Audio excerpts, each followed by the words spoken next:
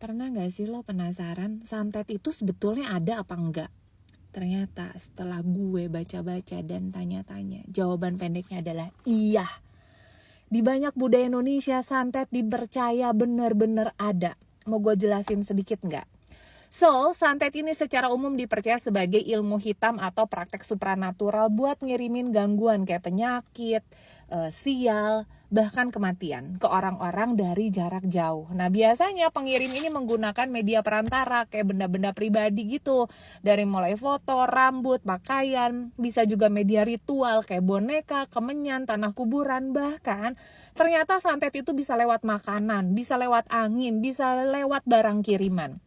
Nah, di Indonesia kepercayaan tentang santet itu kuat banget di banyak daerah. Kayak Banyuwangi sampai ada tragedi tahun 98. Tapi nantilah gue ceritain lain waktu. Di Banten juga, Kalimantan, Madura, dan sebagian daerah Jawa Tengah, Jawa Timur, dan Tanah Sunda. Bentuk efek santet menurut kepercayaan masyarakat juga bisa macem-macem.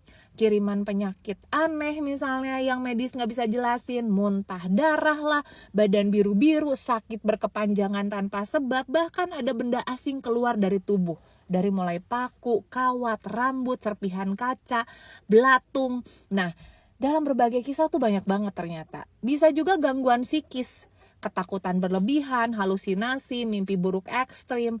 Belum lagi kesialan bertubi-tubi dari mulai usaha gagal, hubungan hancur, melihat hal-hal aneh, penampakan, bisikan, bahkan sampai kematian mendadak. Kalau dilihat dari kacamata medis, tentu penyakit kayak gini harus dicek medis dulu. Tapi kalau dari kacamata budaya, santet bukan soal percaya atau enggak.